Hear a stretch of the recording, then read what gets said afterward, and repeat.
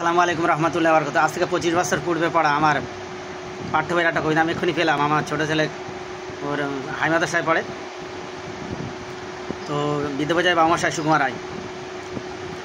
বিদ্যমজায় বাবুমশাই চড়ি শখের বোটে মাঝির কন বলতে পারি সূর্যি কেন ওঠে, চারটা কেন বাড়ে কমে জোয়ার কেন আসে, বিদ্য মাঝি অবাকে ফেল ফেলিয়ে আসে।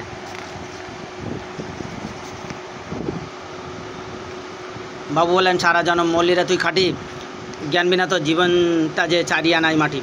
খানিক বাদে কহেন বাবু বলতো দেখি ভেবে, নদীর ধারা কেমনে আসে পাহাড় হতে নেবে, বলতো কেন লবণ পোড়া সাগর ভরা পানি। মাঝি সে কয় আরে মশাই অত কি আর জানি।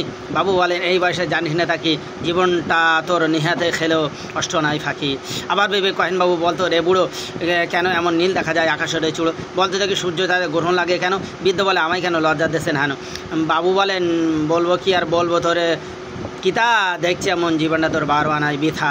খানিক বাদে ঝড় উঠেছে ঢেউ উঠেছে ফুলে, বাবু দেখেন নৌকোখানি ডুবলো বুঝি দোলে।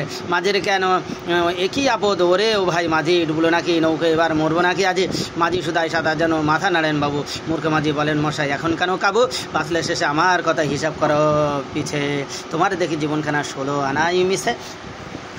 এই কবিতাটা আমি আমার ক্লাস 7-এ আমার হেডমাস্টার মশাই আল্লাহ তার রুহকে জান্নাতুল ফিরদাউস রাখুন, ওনার নাম হচ্ছে শেখ মনির, উনি ধরেছিলেন। আমি পেরেছিলাম আলহামদুলিল্লাহ, আমাকে খুব ভালো বলেছিলেন।